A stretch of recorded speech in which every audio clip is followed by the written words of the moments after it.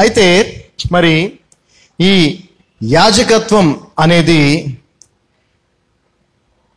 ఇప్పటికీ ఉందా లేదా అనేది ఒక ప్రశ్న.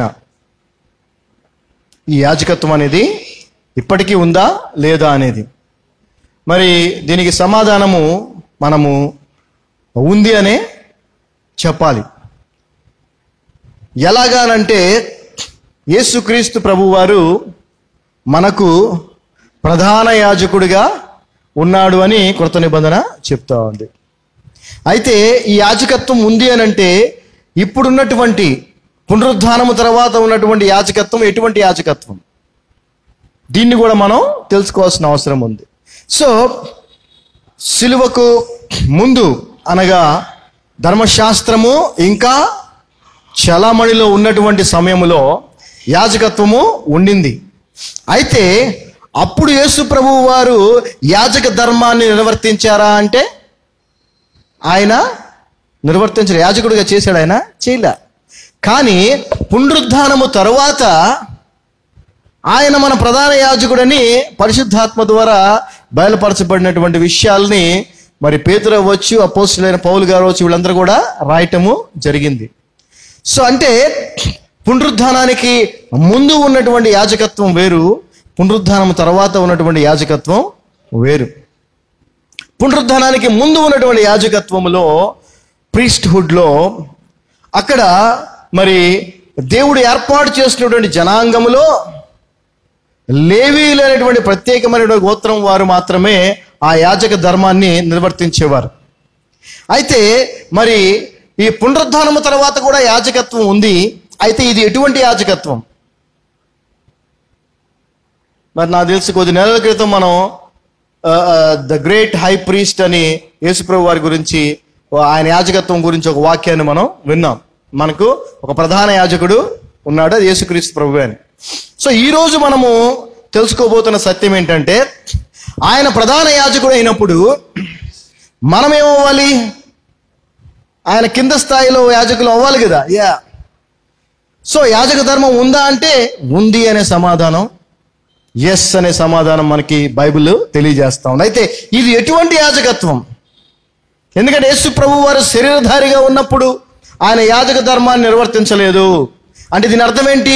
ఇది శరీర సంబంధమైనటువంటి యాజకత్వము కాదు.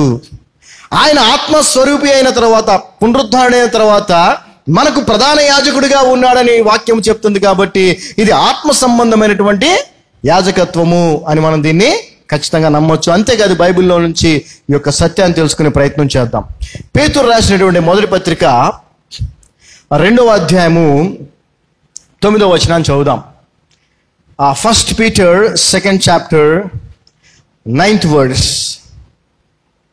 But ye are a chosen generation, a royal priesthood, a holy nation, a peculiar people, that ye should show forth the praises of him who hath called you out of the darkness into his marvelous light.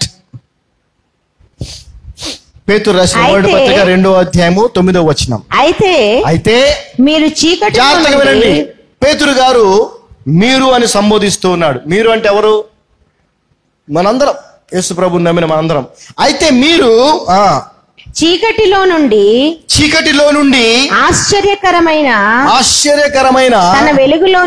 తన వెలుగులోనికి మిమ్మును పిలిచిన వాని గుణాతిశయములను ప్రచురము చేయు నిమిత్తము ఏర్పరచబడిన వంశమును, మనం ఏమై ఉన్నామో చెప్తూ ఉన్నాడు. ఏర్పరచబడిన వంశమును, రాజులైన యాజక సమూహమును,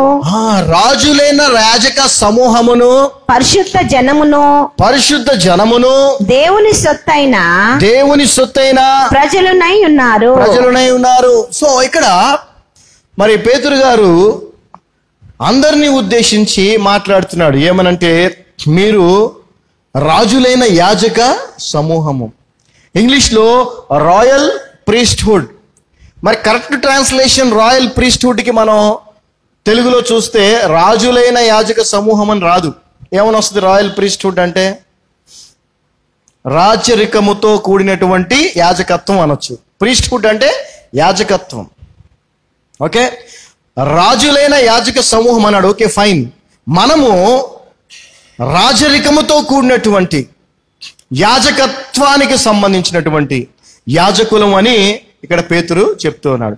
సరే, ఈ వచనాన్ని మనము ఎందుకు, ఇది ఇజ్రాయేలీల గురించి ఎందుకు మాట్లాడలేదు పేతురు, మనందరి గురించే నిజంగా మాట్లాడా అని అనుకోవటానికి ఆ క్వశ్చన్, ఆ డౌట్ని క్లియర్ చేసుకోవడానికి నెక్స్ట్ వచనంలో మనం ఆ డౌట్ని క్లియర్ చేసుకోవచ్చు. ఎందుకని చూడండి ఏమంటున్నాడు. 10వ వచనం చూస్తే, which in time past were not a people but are now people of God which had not obtained mercy but now have obtained mercy. ఒకప్పుడు ప్రజగా ఉండక అంటే ఏంటి? ఒకప్పుడు ప్రజగా లేవు అని అంటే ఎవరు? మన గురించే. ఇజ్రాయేలీలు ఎవరైతే ఉన్నారో వారు మొదటి నుంచే దేవుని ప్రజలు వాళ్ళు. సో ఒకప్పుడు ప్రజగా ఉండక అంటే దేవుని ప్రజలుగా ఉండక అంటే అన్యులుగా ఉన్నటువంటి మీరు ఇప్పుడు దేవుని ప్రజ అయితిరి. దేవుని ప్రజలయ్యాం మనం, అవునా కదా? హల్లెలూయా. సో ఈ వచనం మనకేమి స్పష్టంగా అర్థమయ్యేలా చేస్తుందంటే, ఈ యొక్క రాజులైన యాజక సమూహము అని మనల్ని ఈ వాక్యం ఏదైతే మనకి చెప్తా ఉందో మనం అయి ఉన్నామని, అది ఇజ్రాయేలులో సంబంధించినటువంటి ఆ లేవీల గురించి మాత్రం కాదు, కానీ ఖచ్చితముగా ప్రభువుని నమ్ముకున్నటువంటి అన్యులైనటువంటి మన గురించి అని ఈ వచనం మనకి స్పష్టంగా అర్థమయ్యేలా చేస్తుంది. సో మరి ఈ యాజకులమైనటువంటి మనము ఎటువంటి యాజక ధర్మాన్ని నిర్వర్తించాలి? ఎటువంటి యాజకులుగా మనం ఈ లోకంలో ఉండాలి? మనకి మాదిరి యేసుక్రీస్తు ప్రభువే. ఆయనైతే మరి యాజకుడిగా ఈ లోకములో శరీరధారిగా ఉన్నప్పుడు ఆయన యాజకత్వాన్ని చేయలేదు. మరి ఎటువంటి యాజక ధర్మాన్ని మనం నిర్వర్తించాలి అని అంటే, యేసుక్రీస్తు ప్రభువు వారు నిర్వర్తిస్తున్నటువంటి యాజక ధర్మాన్ని మనము కూడా నిర్వర్తించాలి. అందుకే ఇదే అధ్యాయము 5వ వచనాన్ని మనం చూస్తే, ఇక్కడ మనము నిర్వర్తించవలసినటువంటి యాజక ధర్మము ఎటువంటిదో అర్థమవుతుంది. Ye also as lively stones are built up a spiritual house, a holy priesthood. ఇంతకుముందు మనం చూసిన పదము రాయల్ ప్రీస్ట్హుడ్, ఇక్కడ హోలీ ప్రీస్ట్హుడ్ అంటే పరిశుద్ధమైన యాజకత్వం. ఇంతకుముందు మనం చూసింది రాచరికముతో కూడినటువంటి యాజకత్వం అయితే, ఇక్కడ పరిశుద్ధమైన యాజకత్వం అంటున్నాడు. Holy priesthood to offer up spiritual sacrifices acceptable to God by Jesus Christ. అది చదవమ్మా. యేసుక్రీస్తు ద్వారా దేవునికి అనుకూలమగు. సో ఇక్కడ ఎవరి ద్వారా అండి? యేసుక్రీస్తు ద్వారా. ఇక వేరే మార్గం లేదు. మనము కూడా యాజకులమే ఇప్పుడు. అయితే మన యాజక ధర్మము యేసుక్రీస్తు ద్వారా జరిగించాలి. ఎందుకంటే యేసుక్రీస్తు ప్రభువు వారు మన ప్రధాన యాజకుడు. యేసుక్రీస్తు ద్వారా దేవునికి అనుకూలమగు ఆత్మ సంబంధమైన బలులు అర్పించుటకు పరిశుద్ధ యాజకులుగా ఉండునట్లు మీరును సజీవమైన రాళ్ల వలె ఉండి ఆత్మ సంబంధమైన మందిరముగా కట్టబడుచున్నారు. బా, అద్భుతంగా ఉంది కదా వచనం. మనం ఏదైతే చదువుకుంటూ వస్తూ ఉన్నామో, దేవుడు మనం తెలియజేస్తూ వస్తున్నాడు, దానికి ఎంతో చక్కటి బలమైనటువంటి కన్ఫర్మేషన్ ఈ వచనం కదా. ఆత్మ సంబంధమైన మందిరం కదా, బిల్డింగ్ కాదు. ఎనీవే, ఇక్కడ పరిశుద్ధమైన యాజకులు అంటే పరిశుద్ధ యాజకత్వం, పరిశుద్ధమైన యాజకత్వం. ఇది ఆత్మ సంబంధమైన బలులు అర్పిస్తుందంట. ఇది అంటే మనము కూడా ఈ రోజున యేసుక్రీస్తు ప్రభువు వారు ప్రధాన యాజకుడై ఉండలాగున మనము కూడా పరిశుద్ధమైన రాజరికముతో కూడినటువంటి యాజకులమై ఉన్నాము. అయితే లోక సంబంధమైన శరీర సంబంధమైనటువంటి బలులు అర్పించడానికి కాదు, కానీ ఆత్మ సంబంధమైన బలులు ఏవైతే దేవునికి ఇష్టమైనవో ప్రీతికరమైనవో అవి అర్పించడానికి మనము ఉన్నాము. హల్లెలూయా. ఎలాగ మనము ఆ యాజకులం అవుతాం? ఎలాగవుతాం? కేవలం యేసుక్రీస్తు ప్రభువాన్ని రక్షకుడిగా అంగీకరించగానే యాజకులం అయిపోతావా? అవ్వం. ఎస్. యేసుక్రీస్తు ప్రభువాన్ని సువార్త కూడికలో విని రక్షకుడిగా అంగీకరించగానే మన యాజకులం అయిపోతామా? అవ్వం. No. You will become a child of God. నువ్వు దేవుని కుమారుడు అవుతావు. ఎంతమంది ఆ నామాన్ని అంగీకరిస్తారు, విశ్వసిస్తారు, వారికి దేవుని కుమారులకు అధికారము. నువ్వు దేవుని కుమార్తె అవుతావు. అంతే. యాజకుడు అవ్వవు. యాజకుడు అవ్వాలి అని అంటే కొన్ని క్రైటీరియాస్ ఉన్నాయి, కొన్ని చేయాల్సినవి ఉన్నాయి. కొన్ని చేయాల్సినవి ఉన్నాయి. పాత నిబంధనలో కూడా అటువంటివే చేయటము జరిగింది. యాజకుడిగా ఉండాలి అంటే నీ జీవితాన్ని దేవునికి సంపూర్ణముగా సమర్పించుకోవాలి. ఏం చేయాలి? సంపూర్ణంగా సమర్పించుకోవాలి. సో ఇప్పుడు మనం మాట్లాడుకునేటువంటి యాజకులు అని, పరిశుద్ధమైనటువంటి యాజకులమని, రాజులైన యాజక సమూహం అని మన గురించి ఏదైతే రాయబడిందో ఆ స్థితికి మనం వెళ్ళాలి అని అంటే మొదటిగా మనం చేయవలసింది మన జీవితమును సంపూర్ణముగా దేవునికి సమర్పించుకోవాలి. యేసుక్రీస్తు ప్రభువు వారు కూడా తన జీవితమును సంపూర్ణముగా తండ్రికి సమర్పించాడు. జీవించిన జీవిత కాలం మాత్రమే కాదు, ఆయన మరణము కూడా, అంటే ఆయన శరీరాన్ని కూడా, పౌలు గారు అంటాడు కదా, అవసరమైతే నా శరీరాన్ని కూడా పానార్పణముగా దేవుని కొరకు పోస్తాను, పానార్పణం చేస్తాను. అలా యేసుప్రభు వారు చేశారు. చేసి ఆయన ప్రధాన యాజకత్వాన్ని తీసుకున్నాడు. హల్లెలూయా. సో ఈ రోజున సేవకులుగా పిలువబడేటువంటి ప్రతి ఒక్క విశ్వాసి కూడా దేవుని యాజకుడు అనే సత్యాన్ని తెలుసుకోవాలి. ఆ యాజకుడు అవ్వాలి అని అంటే కేవలము ఇంతకుముందు చెప్పినట్టుగా రక్షణ సువార్తను విని ప్రభువుని రక్షకుడిగా అంగీకరించడం మాత్రమే కాదు చేయాల్సింది. నీ జీవితాన్ని మొదటిగా దేవునికి సంపూర్ణముగా సమర్పించుకోవాలి. యాజకత్వం అనేది ఒక వృత్తి, అవునా కదా? It's a profession. యాజకత్వం అనేది ఏంటండి? ఒక వృత్తి, ఒక ప్రొఫెషన్. అంటే వాళ్ళ పని అదే అప్పట్లో యాజకులు. ఇప్పుడు కూడా దేవుని సేవకుడు అని అంటే ఏంటి? సేవకుడు అనేది ఏంటి? ఒక పని. పనివాడు. పరిచారకుడు అంటే ఏంటి? పనివాడు. అదేంటి? అదొక పని. ఇంజనీర్ అంటే అదొక పని. మేస్త్రి, టాపీ మేస్త్రి అంటే అదొక పని. కార్పెంటర్ అంటే అదొక పని. అతను అదే పని చేస్తాడు. పరిచారకుడు లేదా యాజకుడు లేదా సేవకుడు అంటే ఏంటి? అదొక పని. మనం అదే చేయాలి. మనం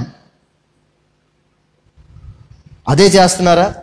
రెండవది, మొదటిగా మన జీవితాన్ని దేవునికి సమర్పించుకోవాలి. రెండవది, మనం ఏదైతే సేవకులం అని చెప్పుకుంటున్నామో, అంటే ఆయన పని ఏదైతే ఉందో మనకి అప్పగించబడింది, మనం అంగీకరించింది, దాన్నే మనం చేయాలి.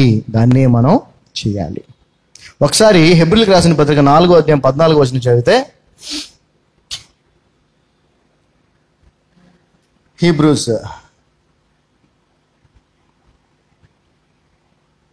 4th chapter 14th verse ఒకసారి చదివితే, seeing then that we have a great high priest that is passed into the heavens, Jesus the Son of God, let us hold fast our profession. చదవమ్మా. ఆకాశ మండలము గుండా వెళ్ళిన దేవుని కుమారుడైన యేసు అను, ఆకాశ మండలము గుండా వెళ్ళిన దేవుని కుమారుడు యేసు అను గొప్ప ప్రధాన యాజకుడు మనకు ఉన్నాడు గనుక మనము ఒప్పుకొనిన దానిని గట్టిగా చేపట్టుదాము. ఒప్పుకొనిన దానిని అని తెలుగులో ఉంటే, ఇంగ్లీష్ లో ఏమనుంది? Let us hold fast our profession. Profession అంటే ఏంటండి? చెప్పండి. ప్రొఫెషన్ అంటే ఏ పర్టికులర్ జాబ్. ఏదైతే ప్రత్యేకమైనటువంటి ఒక పని నువ్వు చేస్తూ ఉంటావో, అందులో ఎంతో ప్రావీణ్యం కలిగి ఉంటావో, దాన్ని ప్రొఫెషన్ అంటారు. వర్క్కి ప్రొఫెషన్కి డిఫరెన్స్ ఉంది. Okay, work is different, profession is different. So మనము కలిగి ఉన్నటువంటి ఈ ప్రొఫెషన్ని మనం ఏం చేయాలంటే గట్టిగా ఏంటి ఆ ప్రొఫెషను? యాజకత్వమే. హల్లెలూయా. ఎందుకని? మన ప్రధాన యాజకుడు యేసు ప్రభు, ఆయన కింద మనం పనిచేస్తా ఉన్నాం. So we have to hold fast our profession. ఈ ప్రొఫెషన్కి ఇంకొక మీనింగ్ కూడా ఉంది డిక్షనరీలో. అదేంటంటే ఒక ఒప్పుకోలు, తెలుగులో రాసినట్టుగా ఒప్పుకోలు, లేదంటే ఒక ఒట్టు పెట్టుకోవడం అనకూడదు, కానీ ఒక ప్రతిజ్ఞ ఏదైతే నువ్వు చేసావో. మీరు చూడండి, సివిల్ సర్వెంట్స్ ఉంటారు, సివిల్ సర్వెంట్స్ ఐఏఎస్ ఐపీఎస్లు ఉంటారు, వాళ్ళతో ఒక ప్రతిజ్ఞ చేయిస్తారు. మినిస్టర్స్ ఉంటారు, ఎమ్మెల్యేస్ మినిస్టర్స్, వాళ్ళతో ఒక ప్రతిజ్ఞ చేయిస్తారు. ఏమని? ఈ పనిని నేను ఇలా చేస్తాను, ఇలా చేస్తాను, తన మన భేదం లేకుండా న్యాయ ప్రకారంగా ఒక ప్రతిజ్ఞ. సో ఏదైతే ఒక ప్రతిజ్ఞ నువ్వు చేసుకున్నావో, యేసు ప్రభు రక్షకుడిగా అంగీకరించి నీ జీవితాన్ని ఆయనకి సమర్పించి ఆయన సేవను మాత్రమే చేస్తాను అని ఏదైతే ఒక ప్రతిజ్ఞ తీసుకున్నావో అనే అర్థం కూడా వస్తుంది అన్నమాట. ప్రొఫెషన్ అంటే ఒక తీసుకున్నటువంటి ఒక ప్రతిజ్ఞ లాంటిది. దాన్నే గట్టిగా పట్టుకొని ఉండాలి. సో మనకి ఇంకా స్పష్టంగా అర్థమవుతుంది ఏంటంటే ఖచ్చితంగా మనం కూడా యాజకులమే. అయితే యేసుక్రీస్తు ప్రభువుని పోలిన యాజకులం మనం. పాత నిబంధనలో ఉన్నటువంటి యాజకులము కాదు.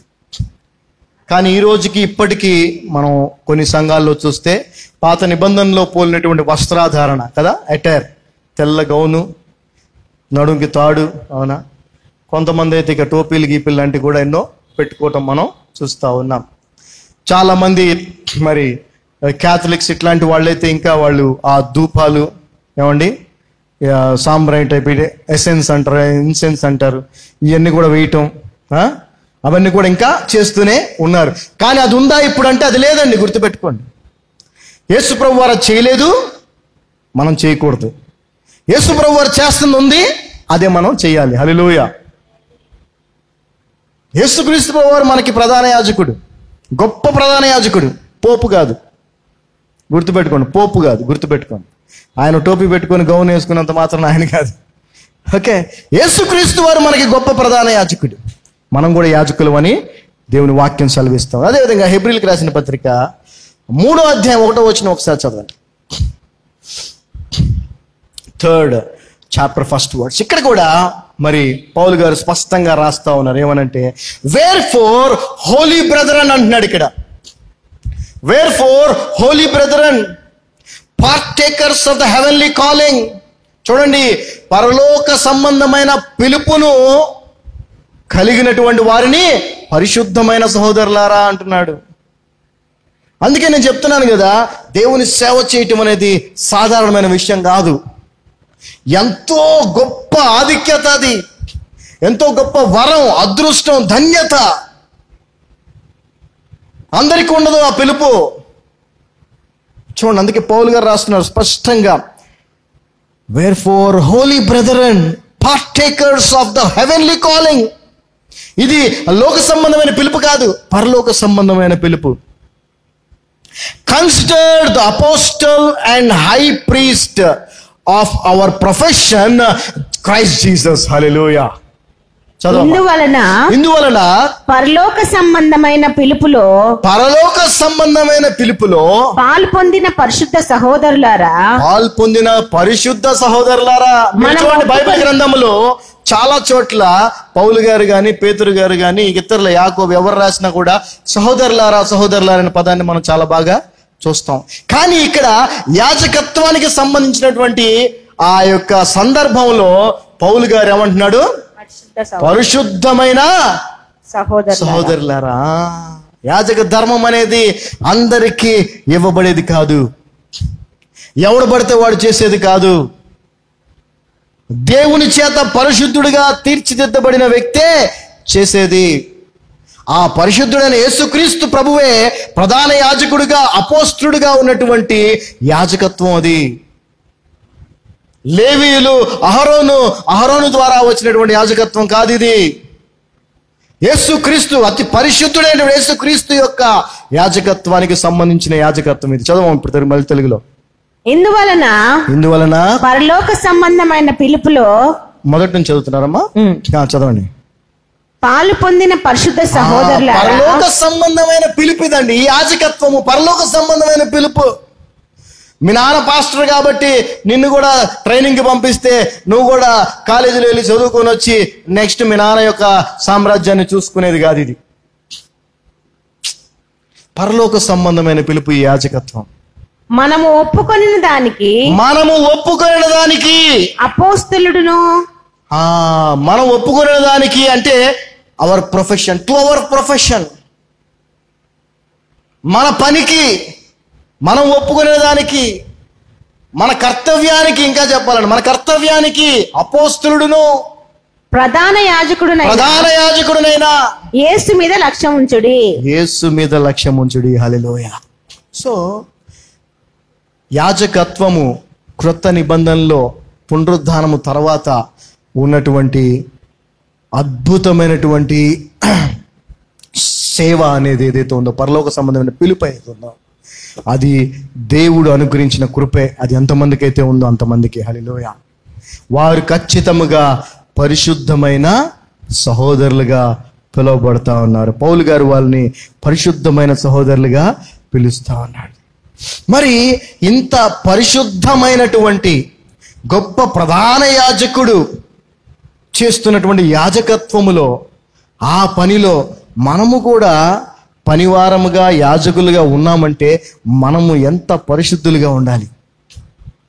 ఎంత పరిశుద్ధులుగా ఉంటే మనము ఆ యాజకులుగా ఉండే అవకాశం మనకు దొరుకుతుంది, లేదంటే కంటిన్యూ అయ్యే అవకాశం దొరుకుతుంది. ఒకవేళ దేవుని పిలుపు నీకు ఉన్న ఎడల నీవు అటువంటి ఆత్మ సంబంధమైన పరిచారకుడిగా లేదా యాజకుడిగా నువ్వు ఎన్నుకోబడితే, నువ్వు అందులో కంటిన్యూ అవ్వాలంటే ఎంత పరిశుద్ధమైన జీవితాన్ని నువ్వు జీవించాలి. ఇది ఫస్ట్ పాయింట్. రెండవది, ఎంత పరిశుద్ధమైన జీవితాన్ని నువ్వు జీవిస్తే నువ్వు ఈ క్రొత్త నిబంధనలో పునరుద్ధానము తర్వాత గొప్ప ప్రధాన యాజకుడైనటువంటి యేసుక్రీస్తు వారి యొక్క యాజకత్వం కిందకు వస్తావో ఒకసారి మనం చూద్దాం. Hallelujah. Let's read, come back to first Peter, పేతురు రాసిన మొదటి పత్రిక 2వ అధ్యాయము 9-10 వచనాలు మనం చదివాం.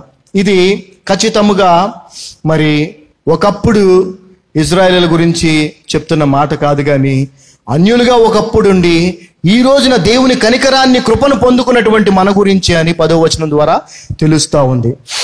అయితే 11వ వచనం మనం చూసినట్లయితే, dearly beloved, I beseech you as strangers and pilgrims, abstain from fleshly lust which war against the soul. చదవమ్మా. ప్రియులారా, మీరు పరదేశులను యాత్రికులనై ఉన్నారు.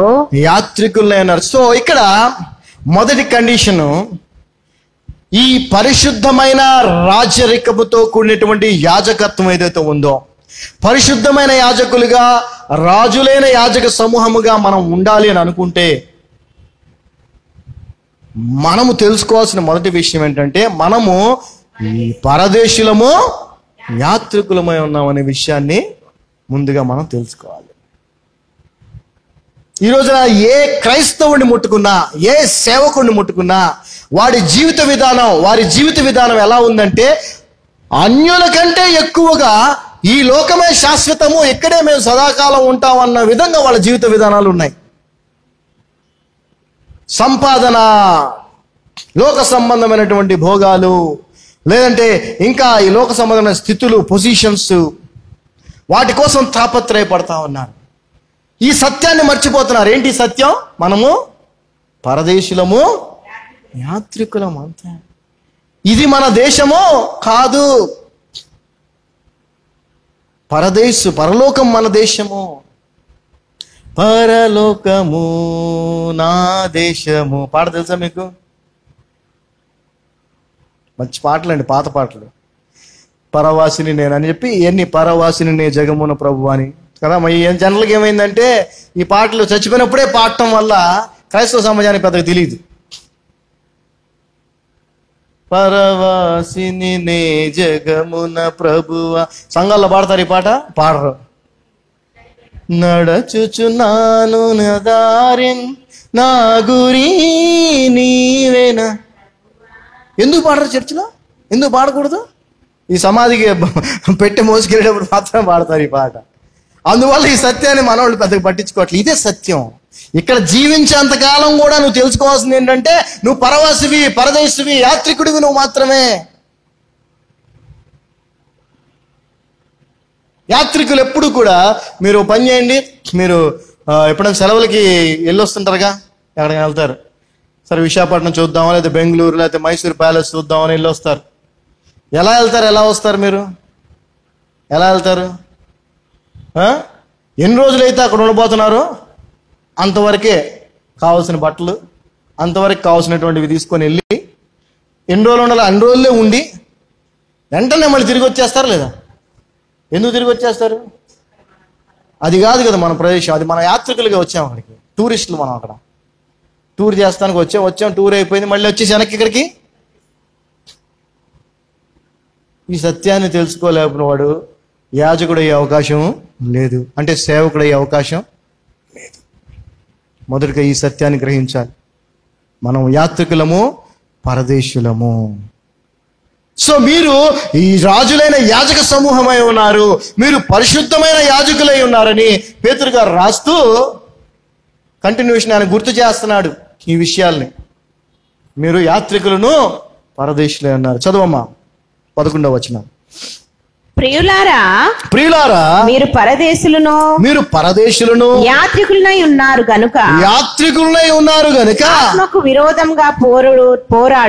ఆత్మకు విరోధముగా పోరాడు శరీరాశలను విసర్జించుడి. యేసుక్రీస్తు ప్రభువుకి ఏమైనా శరీరాశలు ఉండినాయండి ఈ లోకంలో ఉన్నప్పుడు? మనకెందుకు ఉంటున్నాయి? మనకు ఉంటాయా లేదా? ఉంటున్నాయి.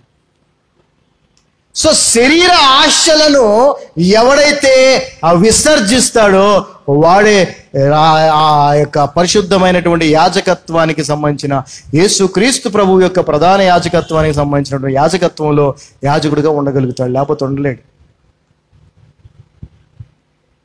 శరీర సంబంధమైనటువంటి ప్రతి దాన్ని కూడా మనం ఏం చేయాలి? విసర్జించాలి. ప్రభువుకి ఎప్పుడు కూడా శరీర సంబంధమైనటువంటి ఆశలు ఏమీ లేవు. ఆయన ఈ లోకంలో జీవించినప్పుడు లేవు, ఇప్పుడైతే అసలుగా ఏంటి ఆ పరిశుద్ధత, ఏంటి ఆ స్థితి? ఒకసారి మనం ఆలోచించాలి.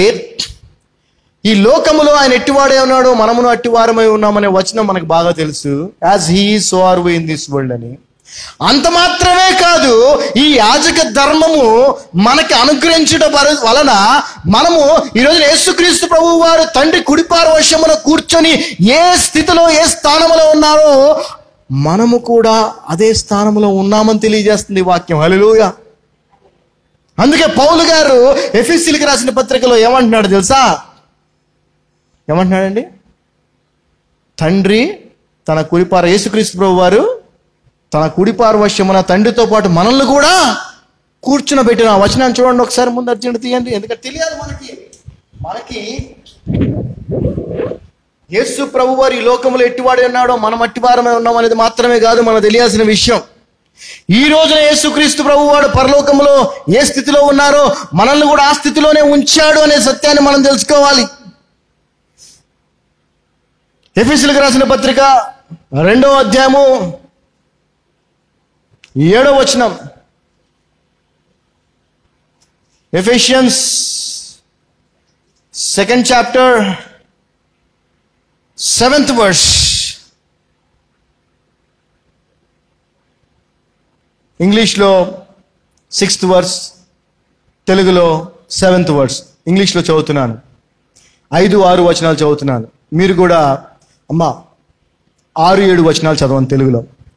Even when we were dead in sins, hath quickened us together with Christ. By grace ye are saved, and hath raised us up together and made us sit together in heavenly places in Christ Jesus. Chadavamma. మనము ఆ. మన అపరాధముల చేత మన అపరాధముల చేత చచ్చిన వారమై ఉండినప్పుడు సైతము చచ్చిన వారమై ఉండినప్పుడు సైతము మన ఎడల చూపిన తన మహాప్రేమ చేత తన మహాప్రేమ చేత మనలను క్రీస్తుతో కూడా బ్రతికించెను. మమ్మీ ఏం చెబుతున్నారు? ఈ 5th వర్స్ ఇందులో ఉందండి. మీరు 4th చదివారు అనుకుంటామా? Even when we dead in అమ్మా 6th 7th చదవమని చెప్పాను. తెలుగులో క్రీస్తు 6 7, ఇంగ్లీష్ లో 5 6 చదువుతున్నాను. 6 7 చదవండి దయచేసి. క్రీస్తు యేసునందు ఆయన మనకు చేసిన ఉపకారము ద్వారా క్రీస్తు యేసునందు ఆయన మనకు చేసిన ఉపకారము ద్వారా అధికమైన తన కృప. ఆపండి దయచేసి ఆపమన్నప్పుడు ఆపేసేయండి. అత్యధికమైన తన కృపా మహదైశ్వర్యమును రాబోవు యుగములలో కనపరచు నిమిత్తము క్రీస్తు యేసునందు మనలను ఆయనతో కూడా లేపి పరలోకమందు ఆయనతో కూడా కూర్చుండబెట్టెను. హల్లెలూయా. అంటే ఏం జరిగింది?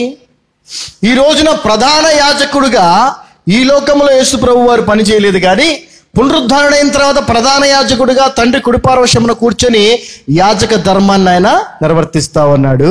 అయితే ఇది ఎంత పరిశుద్ధమైనటువంటి స్థితి అంటే మనల్ని కూడా ఆయనతో పాటుగా కూర్చుండబెట్టుకున్నాడంట. హల్లెలూయా.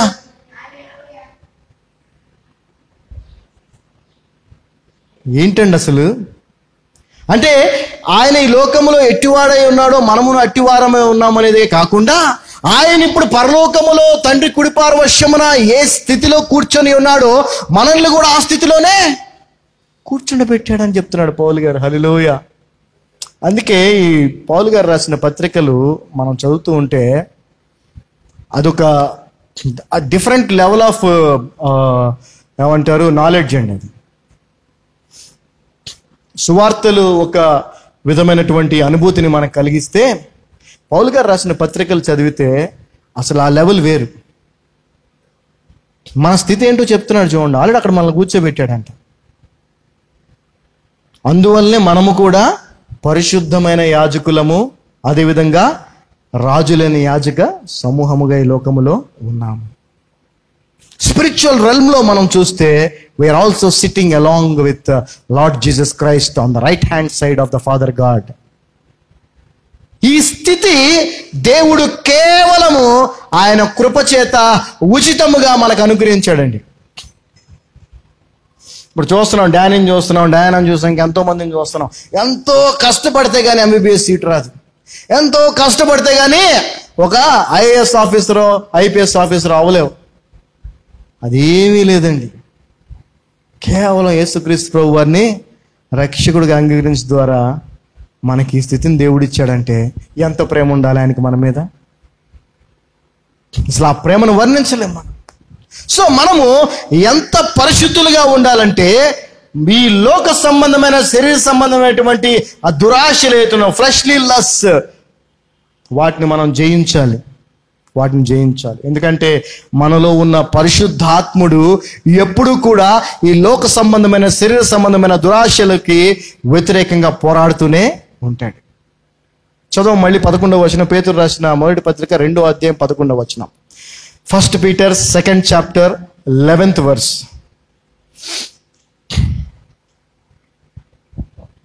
ప్రియులారా, మీరు పరదేశులను యాత్రికులనై ఉన్నారు కనుక ఆత్మకు విరోధంగా పోరాడు శరీర ఆశలను విసర్జించడం అంటే ఏంటి? బహిర్భూమికి వెళ్ళినట్టు అటు వదిలేయాల, పెంటలాగా వదిలేయాల. మరి ఆ పని చేస్తున్నావా మనం? ఏం జరుగుద్దంట అది కూడా చెప్పాడు. మీలో ఉన్న ఆత్మకి లోకాశలకి యుద్ధము జరుగుద్ది. అంటే ఆ యుద్ధంలో ఏం చేయాలి? నువ్వు గెలవాలి. నువ్వు ఎప్పుడు గెలుస్తావు? నువ్వు ఎలా వదిలేయగలవు? ముందు గెలవాలి కదా, యుద్ధం గెలవాలి. గెలిస్తే వదిలేయగలవు. గెలవాలంటే ఏం చేయాలి? మత్తయి సువార్త 4వ అధ్యాయం కదా, మనందరికీ బాగా తెలుసు. యేసు ప్రభు వారిని ఈ లోక ఆశలకు గురి చేశాడు సాతానుడు వచ్చి కదా. వచ్చాడా? ఈ రొట్టెను, ఈ రాళ్ళని రొట్టెలు చేసుకో అన్నాడా? కొండ మించి దూకు అన్నాడా దేవదూతలు పట్టుకుంటే? అంటే ఏంటి అది? శోధన పెట్టాడా లేదా? ఇదిగో నా కాళ్ళకు మొక్కు, ఇదిగో ఎంత నీకు ఇచ్చేస్తానడా? అప్పుడు యేసుప్రభు వారు ఏం చేశారు? వాడితో యుద్ధం చేశారా లేదు? యుద్ధం చేశారు. దేంతో? వాక్యముతో. వాక్యం అనే ఖడ్గంతో యుద్ధం చేశాడు ఆయన. హల్లెలూయ. సో నీలో నాలో యేసుక్రీస్తు ప్రభు ఉన్నాడు అని, నీలో నాలో ఆయన అనుగ్రహించిన పరిశుద్ధాత్ముడు ఉన్నాడు అని రుజువేంటంటే వాక్యం ఉన్నప్పుడే. వాక్యము నీ హృదయంలో లేకపోతే, వాక్యము నీ జీవితంలో లేకపోతే, నాలో యేసు ప్రభు ఉన్నాడని నువ్వు గొంతు చీచుకొని పాటలు పాడినా, నాలో పరిశుద్ధాత్ముడు ఉన్నాడని చెప్పి గొంతు చీచుకొని అడిసి కేకలేసినా ఏమీ ఉపయోగం లేదు. సాతాన్ని జయించగలిగిన శక్తి కేవలము ఎవరికి ఉంది? యేసు ప్రభుకే ఉంది. ఆ యేసు ప్రభు ఎవరు? వాక్యము, శరీరధారి. వాక్యమే శరీరధారి, కృపా సత్య సంపూర్ణిగా మన మధ్యలో నివసించను. ఇప్పుడు అదే వాక్యము ఆత్మావశుడై పరిశుద్ధాత్మ రూపంలో మనలో. అంటే వాక్యము నీలో లేకపోతే నువ్వు ఖచ్చితముగా నీకు ఈ లోకాశలకి మధ్య జరిగే యుద్ధంలో ఓడిపోతావు. కానీ నువ్వు గెలవాలి. గెలిస్తేనే విసర్జించగలుగుతాం. ఈ రోజున చాలామంది విశ్వాసులు కానీ సేవకులు కానీ గెలవలేకపోతా ఉన్నారు. గెలవలేకపోవడానికి కారణం ఏంటంటే వారిలో వాక్యము లేదు.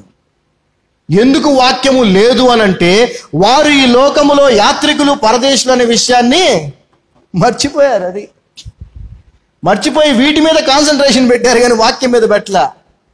ఈ ఎక్కువ ఉన్నాయి వాళ్ళ ఆలోచనలో, హృదయాల్లో. వాక్యం లేదు. అందుకని టక్కనట్లు లాగ్గానే అట్లా వెళ్ళిపోతున్నారు. ఇటు మనం గట్టి కట్టేస్తున్నాం అనుకోండి, అటు నుంచి ఒక చిన్న తాడేసి లాగితే వెళ్తాం, మనం కదలం. ఇటు కట్టేసి ఉంటే, ఇటు ఫ్రీగా ఉన్నాం అనుకోండి, చిన్న తాడేసి లాగినా టక్కనట్టు వెళ్ళిపోతాం. వాక్యము చేత కట్టబడాలి. కట్టబడటం అంటే ఎదగటం మాత్రమే కాదు, బంధించబడాలి మనం. హల్లెలూయా. అందుకే పౌలు గారు అంటారు, నేను క్రీస్తు ఖైదీని అంటాడు ఆయన. ఖైదీ అంటే ఎవరండి? బంధించబడిన వాడు. అంటే క్రీస్తులో నేను బంధించబడ్డాను. బంధించబడిన వాడిని ఎవడు విడిపించలేడు. నేను క్రీస్తులో ఖైదీని, క్రీస్తు ఖైదీని అంటాడు ఆయన. హల్లెలూయా. క్రీస్తు బానిసని అంటాడు. ఏం పదాలు అవి. మనం దేవుని బిడ్డలం అండి. గొప్పగా చెప్పుకుంటాం దేవుని బిడ్డలం. మేము క్రిస్టియన్స్ అండి, దేవుని బిడ్డలం అండి. ఖైదీగా ఉండాలి, బానిసగా ఉండాలి, కట్టబడాలి. వాక్యముతో కట్టబడాలి, వాక్యము చేత కట్టబడాలి. అప్పుడు నువ్వు అటు లాగటానికి ఎవరు ట్రై చేసినా వెళ్ళవు. సో బేసికల్గా ఈ యుద్ధం ఏదైతే ఉందో, ఎదుటి ఈ లోకం మనల్ని బయటికి లాగటానికి చేసే ఆ ప్రయత్నం ఏదైతే ఉందో దాని యుద్ధంతో పోలుస్తూ ఉన్నాడు. ఇందులో మనం గెలవాలంటే మనలో వాక్యం ఉండాలి. వాక్యము చేత మనం కట్టబడాలి. అయితే జరుగుతుంది ఏంటో తెలుసా? చూడండి, యాకోబు రాసిన పత్రిక 4వ అధ్యాయం 1వ వచనం. మనం ఉండాల్సింది ఇలాగైతే జరుగుతుంది ఇంకోటి. ఏం జరుగుతుంది బాబు అని అంటే, యాకోబు రాసిన పత్రిక 4వ అధ్యాయం 1వ వచనం చూడండి. From whence come wars and fightings among you? Come they not hence, even of your lusts that war in your members? చదవమ్మా. మీలో యుద్ధములను పోరాటములను దేని నుండి కలుగుచున్నవి? మీ అవయములలో పోరాడు మీ భోగేచ్ఛల నుండియే కదా. సో ఇక్కడ జాగ్రత్త గమనించండి. మనల్ని శోధించడానికి వచ్చినటువంటి శోధనతో యుద్ధం చేయాలి. కానీ మనమేం చేస్తున్నాం తెలుసా? విశ్వాసం ఏం చేస్తున్నాడు తెలుసా?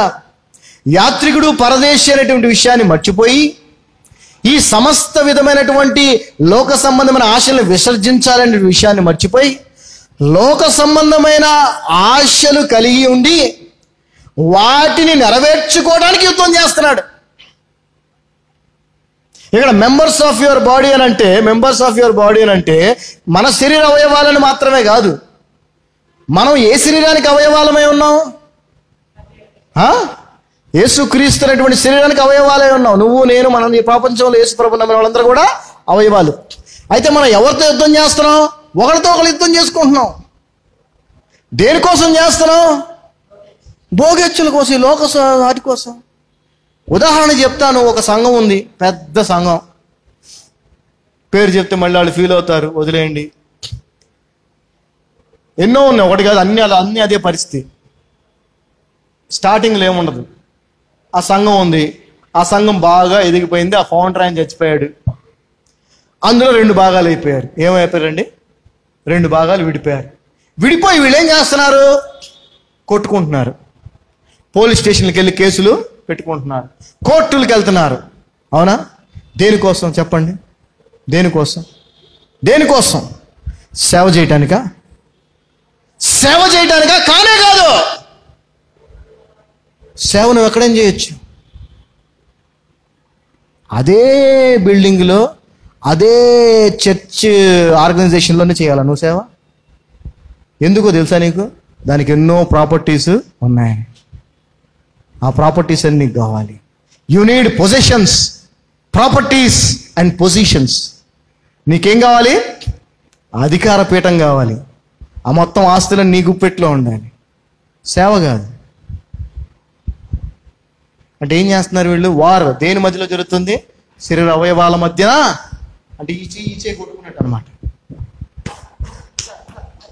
ఏమవుతుంది? 2 చేతులు కొట్టుకుంటే 2 చేతులు మనకే నొప్పి. అంటే దేవుణ్ణి ఎంత బాధపడుతున్నారో చూడండి. నీకు సేవ చేయాలనుకుంటే కట్టుబట్టలతో నువ్వు బయటికి వెళ్ళు. నిన్ను సేవలో దేవుడు వాడుకోడా? అలా వచ్చిన వాళ్ళే భక్త్ సింగ్ గారు కానీ, ఏసన్న గారైనా, ఎవరైనా. అవునా కదా? కానీ ఇప్పుడున్నటువంటి జనం ఎలా ఉన్నారు? అలా కాదు.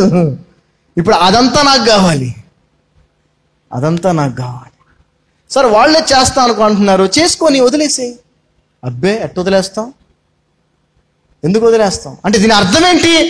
నీకు ఈ శరీర సంబంధమైన దురాశలు ఉన్నాయి. సో మీరెవ్వరూ కూడా దయచేసి అటువంటి కలిగి ఉన్న వాళ్ళు ఎవ్వరూ కూడా దేవుని పవిత్రమైన పరిశుద్ధమైన యాజకత్వానికి సంబంధించిన యాజకులు అయ్యే అవకాశం లేదు.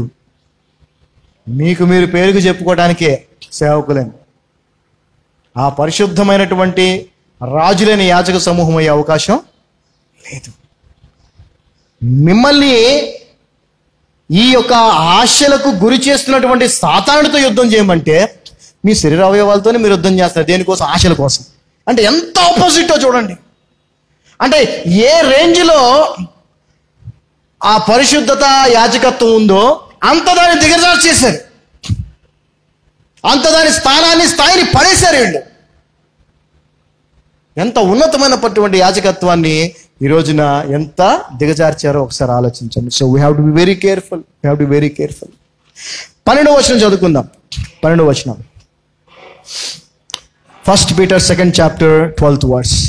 Having your conversation honest among the Gentiles, that whereas they speak against you as evildoers, they may by your good works which they shall behold glorify God in the day of visitation. చదవమ్మా.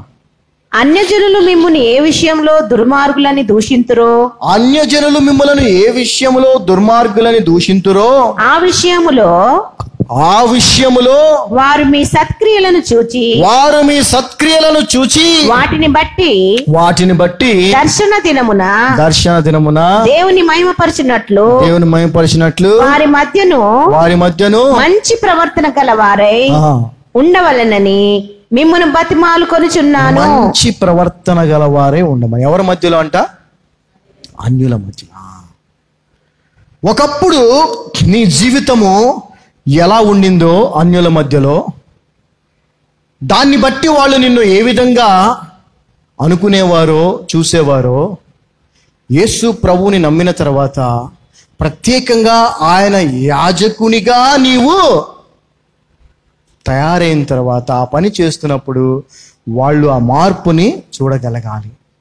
నువ్వు చేసే పనుల్లో ఆ మార్పును చూసి వాళ్ళు దేవుణ్ణి కొనియాడాలి. హల్లెలూయా.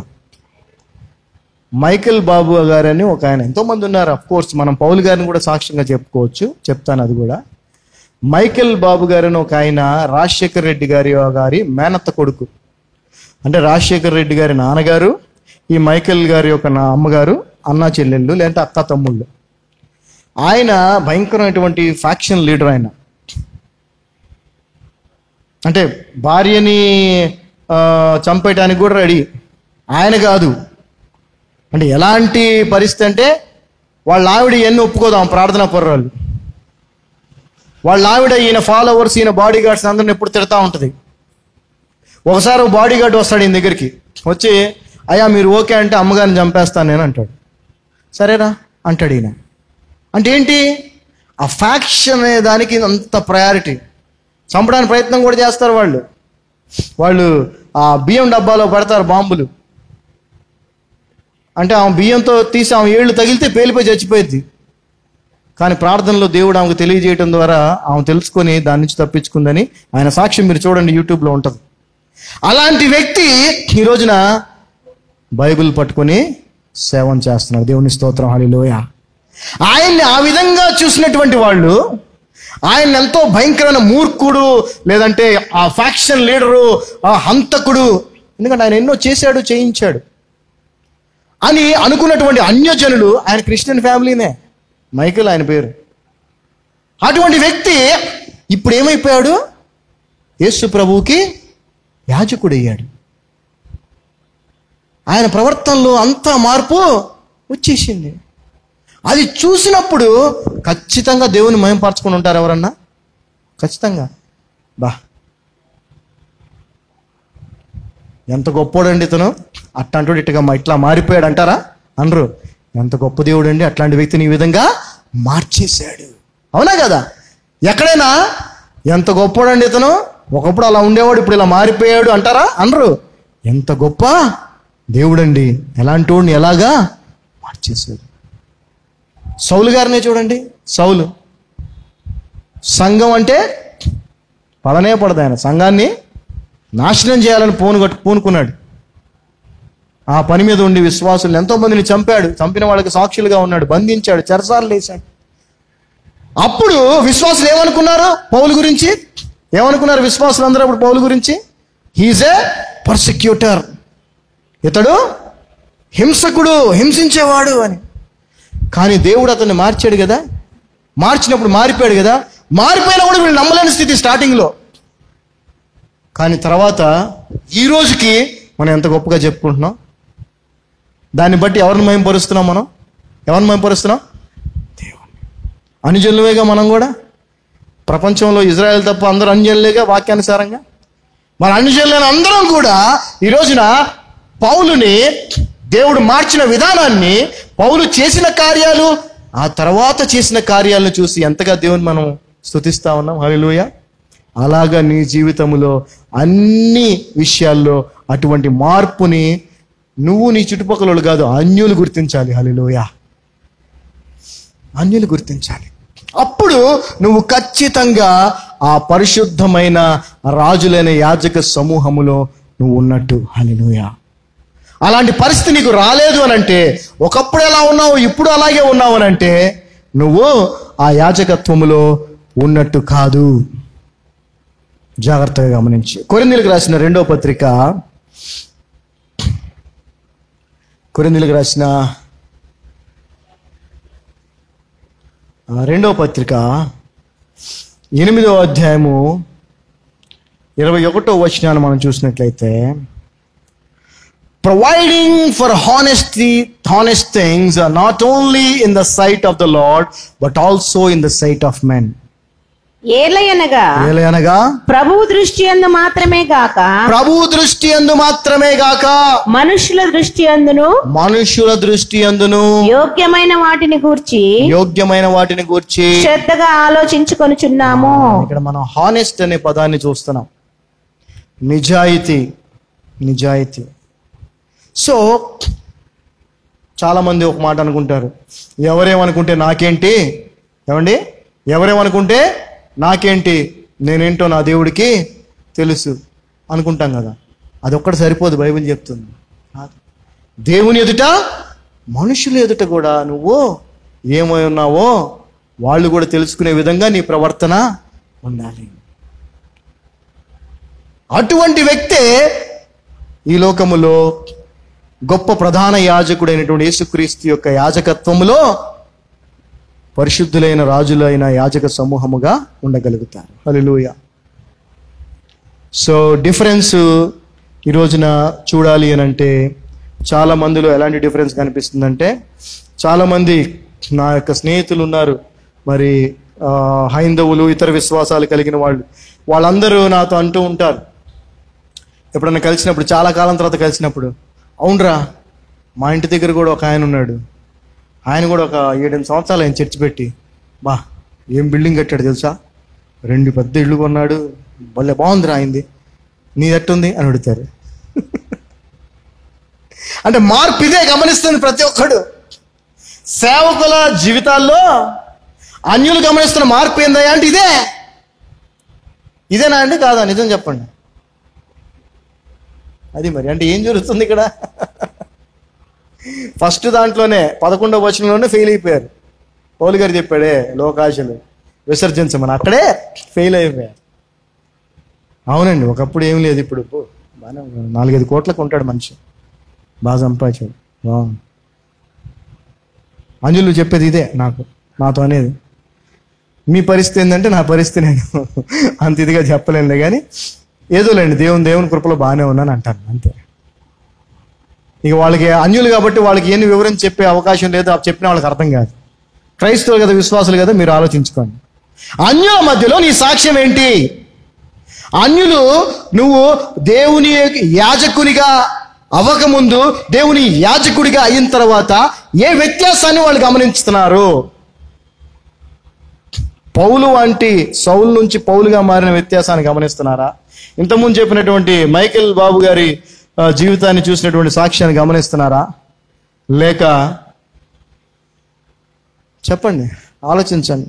So where we are standing, ఎక్కడున్నాం మనం? ఫిలిపియన్స్ 2:15, ఫిలిప్పీలకు రాసిన పత్రిక 2వ అధ్యాయము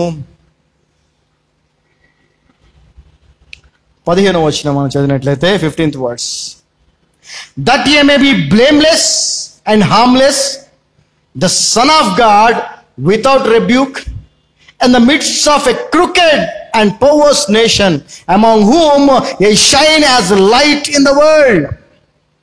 మీరు మూర్ఖమైన వక్రజనము మధ్య నిరపరాధులను. ఎలా ఉండాలి మనం? నిరపరాధులుగా ఉండాలి. యేసుక్రీస్తు ప్రభు వారిని గురించి పిలాతు అన్నాడు, ఏమన్నాడు? ఇతనిలో ఏ అపరాధము నాకు కనిపించట్లేదు. మనము కూడా ఈ యొక్క వక్ర జనము, వికెడ్ పీపుల్, దుష్టులైనటువంటి జనాల మధ్యలో మనం ఉన్నాం. కానీ మనం ఎలా ఉండాలి? చదవమ్మా. మీరు మూర్ఖమైన వక్రజనం మధ్య నిరపరాధులను నిష్కలంకులను అనింద్యులునైనా దేవుని కుమారులగునట్లు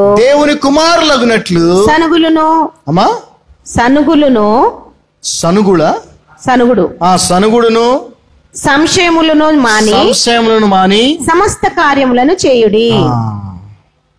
తెలుగులో మనం ఇంగ్లీష్ లో చూస్తే among whom ye shine as lights in the world. So మనం ఈ వక్ర జనాంగమైనటువంటి దుష్ట జనాంగం మధ్యలో ఉన్నప్పటికీ మనము దేవుని వెలుగు వలె వెలిగించబడుతూ ఉండాలంట, అనింద్యులుగా ఉండాలంట, నిరపరాధులుగా ఉండాలంట. ఈ లోకం కదండి, లోకంలో ఉంటున్నాం కదండి, పాపం ఎలాగైనా మనకు అంటాల్సిందే కదా అని అంటే అంటకూడదు. అదే మరి అక్కడ పాయింట్. ఇప్పుడు మీరు ఏదైనా చెరువు దగ్గరికి వెళ్ళండి, చెరువు లోపల ఉన్నటువంటి ఒక రాయిని తీయండి. ఆ రాయిని పగలగొట్టండి, మధ్యకు పగలగొడితే ఆ రాయి మధ్యలో నీళ్ళు ఏమైనా కనిపిస్తాయా? నీటి ఆనవాళ్ళు, గుళకరా ఏదన్నా మీరు చెరువులో కనిపిస్తుంది కదా, రాయి లోపల చెరువులో ఉండి. అంటే అది ఎక్కడుంది? అది నీళ్ళల్లోనే ఉంది. ఎప్పటి నుంచి తెలియదు మనకి, ఎంతకాలం ఉందో తెలియదు. కానీ దాని చెమ్మ కూడా లోపలికి వెళ్ళదు, లోపల డ్రైగానే ఉంటుంది. హల్లెలూయా. అలా మనం ఉండాలని దేవుడు కోరుకుంటున్నాడు. హల్లెలూయా. ఈ వక్ర జనాంగములో, ఈ దుష్టుల మధ్యలో మనం ఉంటున్నప్పటికీ నిరపరాధులుగా ఉండాలి. ఎవరికి హాని చేయని వారు, హార్మ్లెస్, ఎవరికి కీడు తలపెట్టనటువంటి వారిగా మనం ఉండాలి. ఇలా ఉన్నప్పుడే మనము ఆయన యాజకులుగా ఉన్నట్టు. హల్లెలూయా. ఇలాంటి వారే పరిశుద్ధమైన రాజులైన యాజక సమూహములో భాగముగా ఉంటారు. మిగిలిన వాళ్ళు ఉండే అవకాశము లేదు. అలా ఎప్పుడైతే మనం ఉంటామో అప్పుడు దేవునికి మహిమ. యాజకుడి పని ఏంటండి? యాజకుడి పని ఏంటి? దేవుని మహిమపరచటమే, దేవునికి ఇష్టమైన ఆయనకి అర్పించటమే. మనం ఏం అర్పించగలం ఆయనకి? మనల్ని మనం తప్ప. ఆయన మనల్ని బలవంతంగా లాక్కోవట్లేదుగా, చాయిస్ ఇస్తున్నాడు మనకి. సో నిన్ను నువ్వు అర్పించుకున్నావు అనుకో, అదే ఆయనకి ఇష్టమైన బలి. ఇంకొక నశించిపోయే ఆత్మను తీసుకొచ్చి దేవుని సన్నిధి ముందు పెట్టావు అనుకో, అది ఆయనకి ఇష్టమైనటువంటి బలి. ఆ పనినే చేయమంటున్నాడు. ఆ పనిని చేసినప్పుడు దేవునికి మహిమ కలుగుతుంది. అంటే మనము వెలుగు వలె ఉండాలి. చీకటిలో ఎంత అంధకారములో అయినా ఒక చిన్న లైట్ వేస్తే వెలుగు, అలాగ మనం ఉండాలని దేవుడు చెప్తా ఉన్నాడు.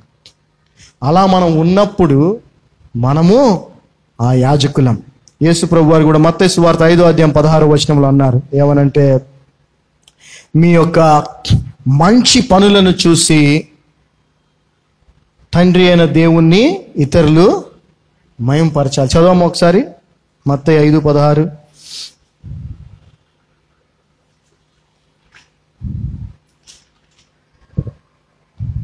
మనుష్యులు మీ సత్క్రియలను చూచి పరలోకమందున్న మీ తండ్రిని మహిమపరచునట్లు వారి ఎదుట మీ వెలుగు ప్రకాశింపనీయుడి. ఆ వెలుగు ఎవరు? యేసుక్రీస్తే. యేసుక్రీస్తు అనేటువంటి వెలుగు మనలో ఉన్నప్పుడు, మరలా చెప్తున్నా, ఆ వెలుగు అంటే వాక్యం అండి. యేసుప్రభు అంటే వాక్యము. ఆ వాక్యం మనలో ఉన్నప్పుడే మనం దేని చేత అయితే నింపబడతామో మన జీవితం, మన ప్రవర్తన దానికి సంబంధించిందిగానే కనిపించింది బయటికి. దేనితో నింపబడితే? వాక్యంతో నింపబడితే వెలుగుతో నింపబడినట్టు. అప్పుడు మనం వెలుగుగా మనం ఈ లోకానికి కనిపిస్తాం. సో అదేవిధంగా తీతుకు రాసిన పత్రిక 2:8 టైటస్. తీతుకు రాసిన పత్రిక 2:8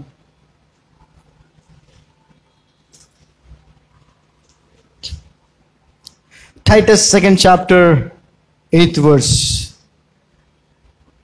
Sound speech that cannot be condemned, that he that is of the contrary part may be ashamed, having no evil thing to say of you. చదవమ్మా. నీ ఉపదేశము మోసము లేనిది గాను. చూడండి, మన యొక్క మాటలు అంటే ఉపదేశం అంటే మెసేజ్ లేదంటే సందేశం. మనం ఇచ్చేటువంటి స్పీచ్ ఏదైతే ఉందో అది ఎలా ఉండాలంట? మోసము లేనిది గాను మాన్యమైనది గాను నిరాక్షేపమైన హితవాక్యముతో కూడినది గాను ఉండవలెను. తర్వాత వచనం ఏముందమ్మా? 7-8 కలిసి ఉంది. చదవమ్మా. పరపక్షమందుండువాడు అంటే మనకు వ్యతిరేకులు ఎవరైతే ఉన్నారో వారు మనలను గూర్చి చెడు మాట ఏదియో చెప్పనేరక, మన గురించి చెడు మాట ఏదియో చెప్పనేరక సిగ్గుపడినట్లు అన్నిటి యందు నిన్ను నీవే సత్కార్యముల విషయమై మాదిరిగా కనపరుచుకొనుము. యాజకుడు ఇలా ఉండాలి. ఎదుటి వ్యక్తి నిన్ను తప్పు పట్టే అవకాశాన్ని కూడా నువ్వు ఇవ్వకూడదు. యేసు ప్రభువుని తప్పు పట్టే అవకాశం ఇచ్చాడు ఆయన, ఇవ్వలా. అయినా తప్పు పట్టే ప్రయత్నం చేశారు, విఫలమయ్యారు, సిగ్గుపరచబడ్డారు వాళ్ళే. ఈ రోజు కూడా యేసు ప్రభువుని గురించి అనేకమైనటువంటి దుర్భాషలు మాట్లాడే మనుషులు ఉన్నారు. కానీ వాళ్ళు ఒక రోజున సిగ్గుపరచబడతారు. హల్లెలూయా. మనము కూడా ఏదైతే పరలోక నిరీక్షణ కలిగి ఉన్నామో, యేసుప్రభు వస్తాడు, మమ్మల్ని తీసుకొని వెళ్తాడు అని, ఆ నిరీక్షణను మనం కలిగి జీవిస్తున్నప్పుడు, ఆ నిరీక్షణకి తగినటువంటి యాజకత్వాన్ని మనం చేస్తున్నప్పుడు, యాజకులుగా ఉన్నప్పుడు మనల్ని కూడా ఎంతో మంది అవమానిస్తారు. తప్పు చేస్తేనే నింద వేయాలని లేదు కదా, చేయకపోయినా అపనింద వేయొచ్చు. అలా వేసినప్పుడు వాళ్ళు సిగ్గుపడే రోజు ఒకటి ఉందని మనం గుర్తుపెట్టుకోవాలి. హల్లెలూయా. అంటే మన మీద పడేది నిందగానే ఉండాలి, కానీ అది నిజం అవ్వకూడదు ఎప్పటికీ. అప్పుడు మనం ఆయన నిజమైన యాజకులుగా ఉంటాం. యేసు ప్రభు మీద కూడా అనేక నిందలు వేశారు, కానీ ఆ నిందలు రుజువు చేయలేకపోయారు. హల్లెలూయా. సో నిందారహితుడు ఆయన. ఆయన యాజకులుగా మనము కూడా నిందారహితులుగా ఉండాలి. మనం మాట్లాడే మాటలు ఎదుటి వ్యక్తి దానికి కౌంటర్ చెప్పలేని విధంగా ఉండాలి. హల్లెలూయా. అలాంటిది ఏంటో తెలుసా? హితవాక్యం అన్నాడు. అందుకే హితవాక్యం. అందుకే పౌలు గారు రాశారు కదా, ఏమని? జనులు హితబోధను సహింప. ఈ హితవాక్యం నచ్చదు జనానికి.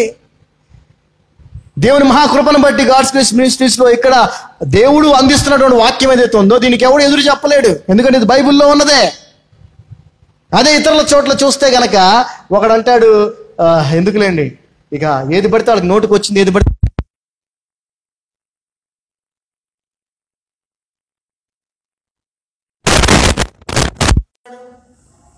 ఇదేంటి అతను ఇట్లా అంటున్నాడు అని ఎంతో మంది ప్రశ్నిస్తున్నారు, వ్యతిరేకిస్తున్నారు. ఆ విధంగా వాళ్ళు సిగ్గుపడుతున్నారు. వాళ్ళ వల్ల దేవుని నామానికి కూడా నిజమైన యాజకుడు నిందారహితుడు. తన మాటలు కూడా ఎంత స్పష్టంగా ఉంటాయంటే, ఎంత హితబోధతో కూడినవై ఉంటాయంటే, హితవాక్యంతో కూడినవై ఉంటుందంటే ఎదుటి వ్యక్తి మాట్లాడడానికి అవకాశము ఉండదంట. హల్లెలూయా. ఇటువంటి బోధన చేసేవారు దేవుని పరిశుద్ధమైన రాజులైన యాజక సమూహం. హల్లెలూయా, హల్లెలూయా. 13వ వచనానికి వద్దాం. 1 Peter 2nd chapter 13th verse. Submit yourselves to every ordinance of man for the Lord's sake, whether it to be the king as supreme, or unto governors as unto them that are sent by him for the punishment of evildoers and for the praise of them that do well. మనుష్యులు నియమించు ప్రతి కట్టడకును ప్రభువు నిమిత్తమై లోబడి ఉండుడి.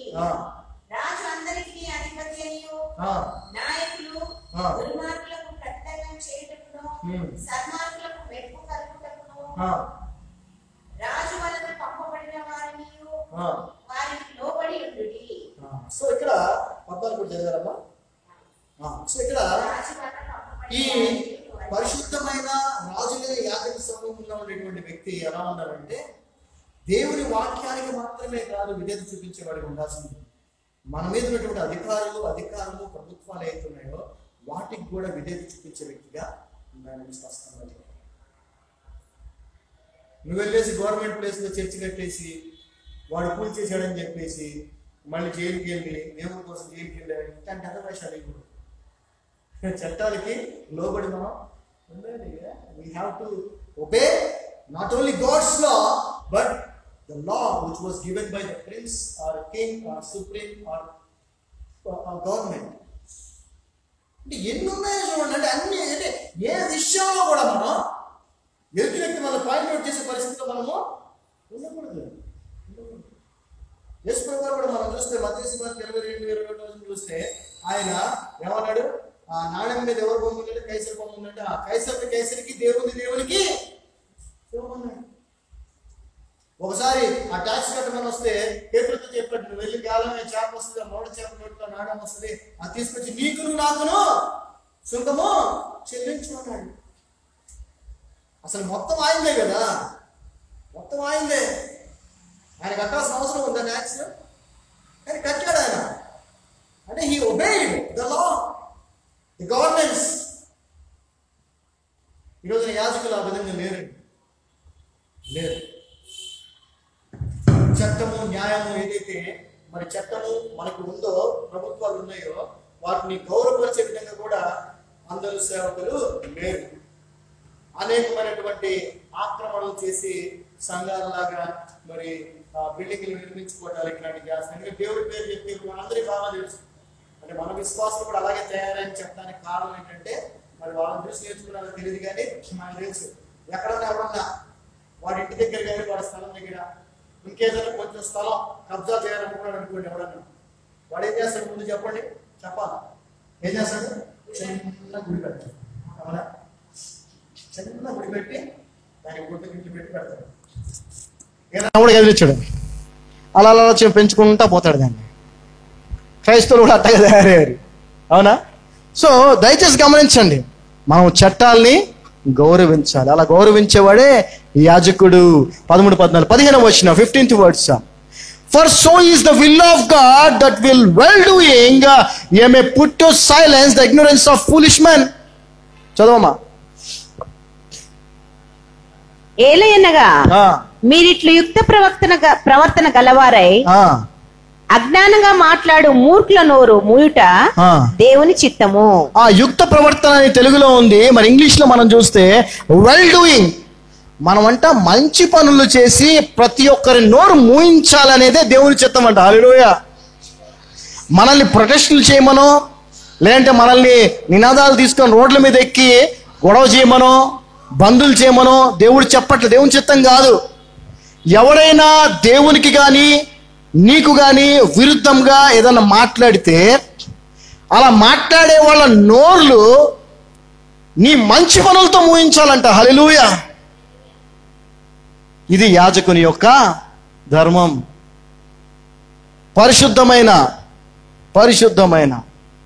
పవిత్రమైన రాజులనే యాజక సమూహముగా మనం ఉండాలంటే, మనము ఎటువంటి మంచి కార్యాలు చేయాలంటే ఆ మంచి కార్యాలు చూసి మాట్లాడే ప్రతి నోరు, వ్యతిరేకంగా దేవునికి వ్యతిరేకంగా మాట్లాడే ప్రతి నోరు మనోళ్ళు డిబేట్లు పెట్టేసుకుంటారు కదా.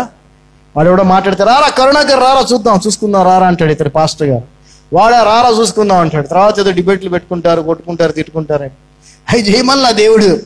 ఎవరైనా దేవునికి కానీ ఈ యాజకత్వానికి కానీ యాజకులకు కానీ వ్యతిరేకంగా మాట్లాడితే వారి నోర్లు ఎలా మూపించాలంట? నువ్వు చేసే మంచి కార్యాలతో. అది దేవుని చిత్తం అంటున్నాడు దేవుడు. హల్లెలూయా. చాలా మంది అడుగుతారు దేవుని చిత్తం ఏంటండి అని. దేవుని చిత్తం ఇదని చెప్తా ఉంది స్పష్టంగా. అంటే మనం మంచి కార్యాలు చేయాలి అనగా శత్రువుల్ని కూడా మనం ప్రేమించి వారికి కూడా సహాయం చేసినప్పుడు వాడి నోరు వాడే మూసుకుంటాడు. అలా మూయించడమే దేవుని చిత్తం అని బైబిల్ గ్రంథం చెప్తా ఉంది. And 16th words, as free and not using your liberty for a talk of maliciousness, but as the servants of God. ఇక్కడ దేవుని సేవకులు అనే పదాన్ని వాడుతున్నాడు. చూడండి, చదవమ్మా. స్వతంత్రులయుండియు దుష్టత్వమును కప్పిపెట్టుటకు మీ స్వాతంత్రమును వినియోగపరచక దేవునికి దాసులమని లోబడి ఉండుడి. సో దేవుడు మనకి స్వాతంత్రం ఇచ్చాడు కదా, లిబర్టీ ఇచ్చాడు. ఆ లిబర్టీ దేనికోసం అని అంటే దేవునికి లోబట్టానికి కానీ చేసిన తప్పుల్ని కప్పిపుచ్చుకోవడానికి కాదు. చాలా మంది చేసిన తప్పుల్ని కప్పిపుచ్చుకునే ప్రయత్నం చేస్తారు తప్ప తప్పుని ఒప్పుకోరు. అది ఎట్టి పరిస్థితుల్లో ఒక విశ్వాసి గుణం కానే కాదు. ఒక నిజమైన విశ్వాసి ఖచ్చితంగా తప్పు చేస్తే ఒప్పుకుంటాడు, తప్పు చేయడు. ఒకవేళ చేస్తే ఒప్పుకుంటాడు. ఒప్పుకోవటమే పశ్చాత్తాపమే పాపానికి శిక్ష. ఆ శిక్ష వల్ల నువ్వు క్షమించబడతావు. నువ్వు ఒప్పుకోనంత కాలము నువ్వు ఆ క్షమాపణని పొందుకోలేవు.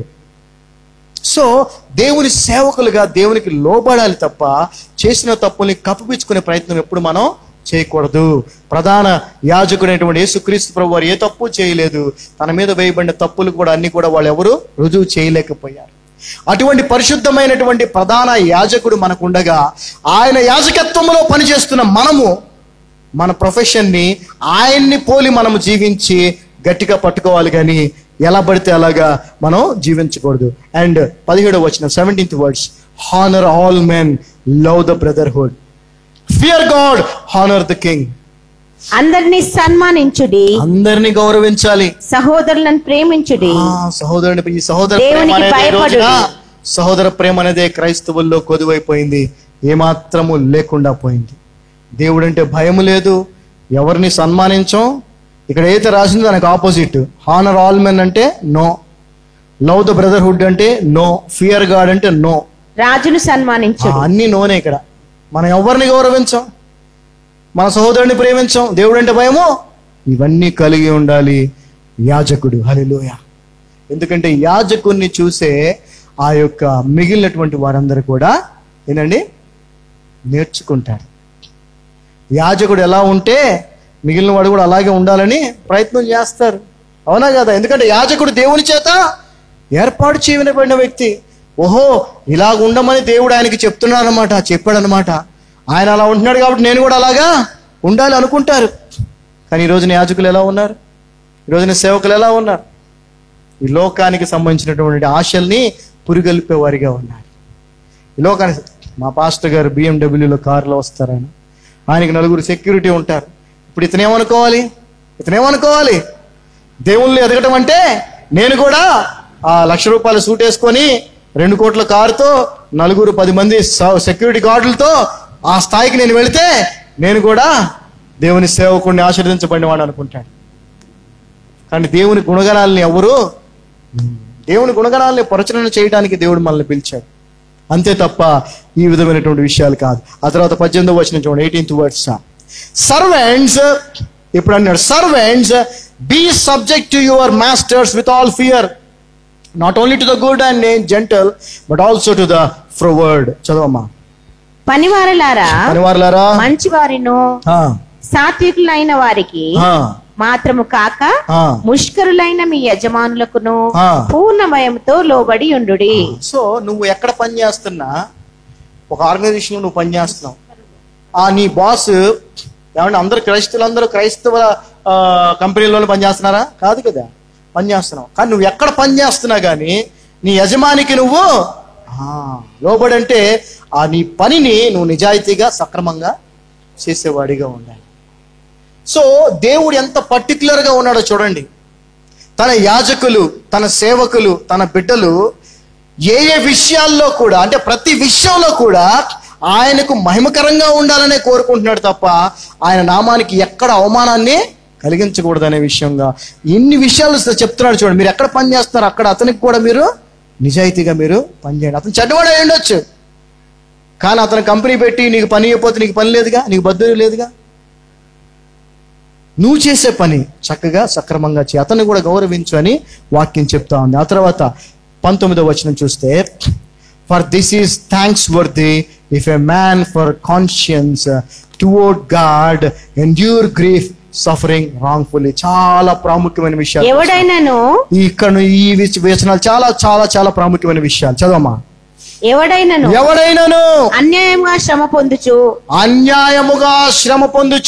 దేవుని గూర్చిన మనస్సాక్షి కలిగి దుఃఖము సహించిన ఎడల అది హితమగును. హల్లెలూయా. దేవుని నిమిత్తము నువ్వు శ్రమలు అనుభవిస్తే, దేవుని నిమిత్తము నువ్వు దుఃఖాన్ని భరించి ఓర్చుకోగలిగితే అది నీకు ఆశీర్వాదం అంటున్నాడు దేవుడు. హల్లెలూయా.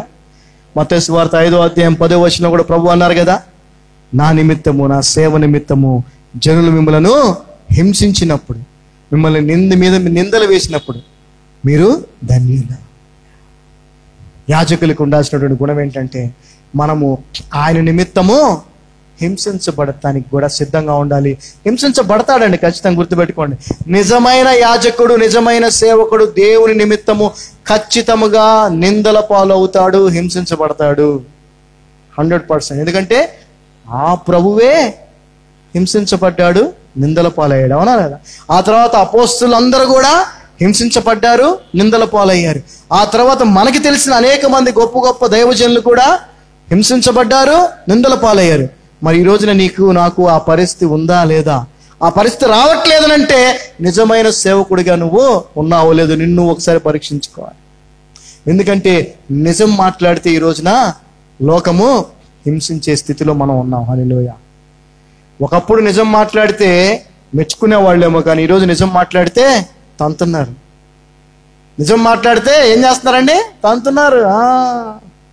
వాక్యము సత్యము, సత్యమైన వాక్యాన్ని నువ్వు బోధిస్తే ఖచ్చితంగా నీకు హింసలు, సత్యమైన వాక్యాన్ని, హితమైన వాక్యాన్ని నువ్వు గనక అనుసరిస్తే ఖచ్చితంగా హింసలు, నిందలు వస్తాయి.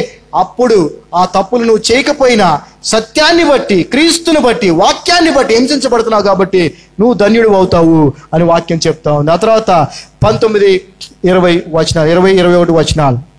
For what glory if when be buffeted for your faults, you shall take it patiently. But if when you do well and suffer for it, you take it patiently, this is acceptable with God. Hallelujah. చదవమా. ఎవడైనను అన్యాయముగా శ్రమ పొందుచు దేవుని గూర్చిన మనస్సాక్షి కలిగి దుఃఖము సహించిన ఎడల అది హితమగును. తర్వాత తప్పిదమునకై దెబ్బలు తినినప్పుడు ఆ, మీరు సహించిన ఎడల ఆ, మీకేమి గనము? ఆ, మేలు చేసి బాధపడినప్పుడు ఆ. మీరు సహించిన ఎడల ఆ. అది దేవునికి హితమగును. హల్లెలూయా. ఎందుకు మీరు పిలువబడితిరి. ఆమేన్. ఇక్కడ ఎందుకు యాజకులుగా పరిశుద్ధమైన రాజులైన యాజక సమూహముగా ఉండడానికి మనం పిలువబడ్డామో చెప్తున్నాడు. ఎందుకు మీరు పిలువబడ్డారు? ఫైనల్ గా ఏంటది? చెడు పని చేసి ఎవడో అయినా ప్రతి ఒక్కడు శిక్ష అనుభవిస్తాడు. వాడు అనుభవించేటప్పుడు తప్పు చేశాను కాబట్టి శిక్ష నాకు సబబే అనుకుంటాడు. కానీ మంచి చేసి శిక్షను పొందుకున్నప్పుడు అది ఎంతో ధన్యత. అందుకే మీరు సో ఈ రోజున మనం చేసే మంచి కార్యాలు ఆయన సేవకులుగా ప్రభువుని పోలినటువంటి గొప్ప ప్రధాన యాజకుడైనటువంటి యేసుక్రీస్తు ప్రభువుని పోలినటువంటి పరిశుద్ధమైన రాజులైన యాజక సమూహముగా మనము కూడా అనేక విధములైనటువంటి మంచి కార్యములు చేసి హింసించబడాలి. హల్లెలూయా. అందుకోసం మనం పిలువబడ్డాం. నేనైతే అందుకోసం పిలువబడ్డాను. హల్లెలూయా. ప్రభు కృపను బట్టి ఎన్నో నిందలు ఎన్నో ఏమంటారు పరిస్థితుల గుండా మేము వెళ్ళాం. జైలుకు కూడా వెళ్ళినటువంటి పరిస్థితి దేవుడు మాకు ఆ కృపనిచ్చాడు. హల్లెలూయా. మేము ఈ రోజున మా జీవితాల్లో గొప్ప అచీవ్మెంట్గా చెప్పుకోవాలంటే మేము చెప్పుకునేది అదే. ఎవడైనా నేను అదిగో అది సంపాదించాను, ఈ స్థితికి వచ్చాను, ఈ డిగ్రీ చదివాను చెప్పుకుంటాడేమో. నేను లేదంటే పాస్టర్ గారు మేము మా యొక్క క్రైస్తవ జీవితంలో విశ్వాస జీవితంలో మేము ఏదైనా సాధించాం, లేదంటే మాకు ఏదైనా గొప్ప ధన్యత అంటే ఏం చెప్పుకుంటాం చెప్పండి? ఏం చెప్పుకుంటాం? ప్రభు నిమిత్తం జైలుకు వెళ్ళి. హల్లెలూయా. ఎందుకంటే అందుకోసమే మీరు పిలువబడ్డారు. మళ్ళీ చదవమ్మా వచనాన్ని, మళ్ళీ చదవమ్మా. తప్పిదమునకై దెబ్బలు తిన్నప్పుడు మీరు సహించిన ఎడల మీకేమి గనము? మేలు చేసి బాధపడినప్పుడు మీరు సహించిన ఎడల అది దేవునికి హితమగును. నేను కూడా మరి ఈ మేలు చేయటం అంటే మంచి చెప్పటం, మంచి చేయటమే కదండి. ఈ చేసే ప్రయత్నం ఎంతో మంది జీవితాల్లో చేస్తూ ఉంటాను. అన్ని దెబ్బలు తగులుతూనే ఉంటాను. ఇంట్లో వాళ్ళ దగ్గర నుంచి అందరికీ మంచి చెప్పే ప్రయత్నం చేస్తూనే ఉంటాను. చెప్పగానే వాళ్ళు ఏమంటారు? వెంటనే పట్టించుకుంటారా? వెంటనే వింటారుగా. ఇక ఎదుటి మాట ఇంకో మాట ఏదో అనేస్తారు. బాధ అనిపిస్తా లేదా? అరే మంచి కోసం చెప్తుంటే ఇలా అంటున్నారు ఏంటని. ఇలాంటి దేవుడు ఎన్నో కృప నాకు ఇచ్చాడు. దేవుని స్తోత్రం. మనందరం కూడా అలాగే ఉండాలి. ఇతరులకి మేలు చేసి బాధను అనుభవించే వారిగా ఉండాలి. అందుకోసే మనము పిలువబడ్డాము.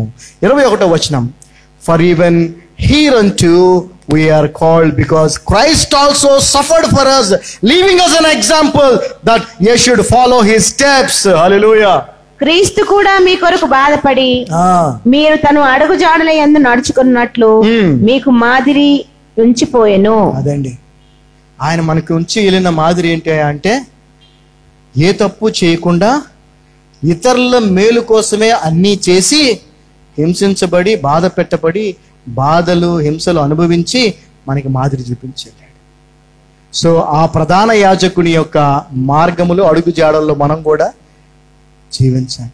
అలా జీవించినప్పుడే మనము కూడా ఆత్మ సంబంధమైనటువంటి యాజకత్వానికి యాజకులముగా ఉంటాము. హల్లెలూయా. ఆ తర్వాత వచనాలు చూస్తే, హూ డిడ్ నో సిన్, ఆయనలో పాపము లేదు, ఆయన ఎటువంటి గిల్ లేదు, ఆయన నోటి మాటల్లో కూడా ఎటువంటి చెడుతనం లేదు. 23వ వచనం. Who when he was reviled he reviled not again. మరి ఆయన్ని వాళ్ళు అటాక్ చేసినప్పుడు ఆయన తిరిగి అటాక్ చేయలేదు. అదేవిధంగా when he suffered he threatened not but committed himself to him that judgeth righteously. మరి ఆయన్ని ఎంత హింసించినా కూడా ఆయన మౌనముగా ఉండిపోయాడు. న్యాయాధిపతికే తన యొక్క జీవితాన్ని సమర్పించుకున్నాడు. 24వ వచనం. who is own self bear our sins in his own body on the tree, that we being dead to sins should live unto righteousness, by whose stripes you were healed. చదవమ్మా 24. మనము పాపముల విషయమై చనిపోయి నీతి విషయమై జీవించినట్లు ఆయన తానే తన శరీరమందు మన పాపములను మ్రాను మీద మోసుకొనెను. ఆయన పొందిన గాయముల చేత మీరు స్వస్థత నొందితిరి. చూడండి, ఆయన మన పాపముల జీవితాన్ని చంపేశాడు. మన పాప జీవితాన్ని ఆయన చంపేశాడు. అంటే మనం పాపం విషయంలో చనిపోయిన వారిగా ఉండాలి. పాపం విషయంలో చనిపోయిన వారిగా ఉండాలి. ఒక డెడ్ బాడీని అక్కడ పెట్టి దాని పక్కన వాడు భయంకరం తాగుబోతు అనుకుందాం. డెడ్ బాడీని అక్కడ పెట్టి డెడ్ బాడీ పక్కన వాడికి ఇష్టమైన మందు బాటిల్ పెడితే వాడు లేస్తాడా? టెంప్ట్ అవుతాడా? ఎందుకని వాడు చచ్చిపోయాడు. అదేవిధంగా ఎవరికైతే ఏ పాపం అయితే ఇష్టమో ఆ పాపపు సంబంధమైనటువంటి విషయాన్ని ఆ డెడ్ బాడీ దగ్గర తీసుకొచ్చి పెడితే వాడికి కదలిక వస్తుందా?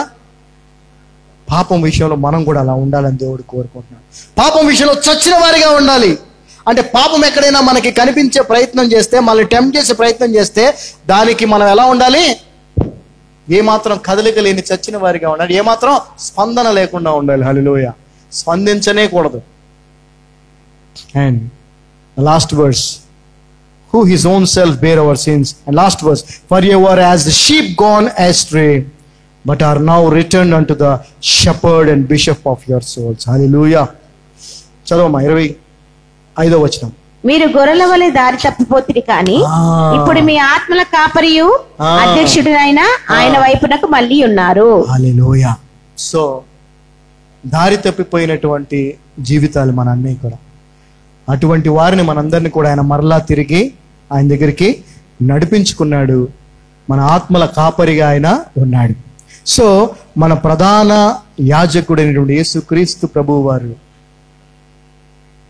ఏ యాజకత్వానికి మాదిరిగా ఉన్నారో, ఆత్మ సంబంధమైన ఆ యాజకత్వానికి, అదే యాజకత్వాన్ని, యాజక ధర్మాన్ని మనం కూడా నిర్వర్తించాలి. అటువంటి యాజకులుగా మనం ఉండాలి అని అంటే ఏమేమి వదిలేయాలో, ఏమి కలిగి ఉండాలో మరి అపోజిట్ అయినటువంటి పేతురు గారు రాసినటువంటి 2వ పత్రిక ద్వారా 1వ పత్రిక 2వ అధ్యాయం ద్వారా మనం తెలుసుకున్నాం. ఈ విధంగా మనం ఉండి మనము కూడా ఆ పరిశుద్ధమైన రాజులైన యాజక సమూహముగా ఈ లోకములో జీవించాలి. దీనికి దేవుని కృప మనకు అవసరం. అంతేకాదు మనం చేయాల్సినవి ఉన్నాయి. మనం మన జీవితానికి సమర్పించుకోవాలి. మనం యాత్రికులం, పరదేశం అనే విషయాన్ని గమనించాలి. ఈ శరీరేచ్ఛలన్నిటిని కూడా మనం విసర్జించాలి. అంతేకాకుండా ఈ లోకములో ఉన్న అధికారులకు అందరికి కూడా మనం లోబడాలి. మంచి వారికైనా చెడ్డవారికైనా అందరికీ మంచి చేయాలి. మనం చేసే మంచి పనుల చేత మనకి దేవునికి వ్యతిరేకంగా మాట్లాడే ప్రతి నోరు మూయించబడాలి. అదే దేవుని చిత్తము. ఆయన ఎలాగైతే మంచి చేసి శిక్షణ అనుభవించాడో మనము కూడా మంచి చేసి శిక్షణ అనుభవించటం కొరకే పిలువబడ్డాము. హల్లెలూయా.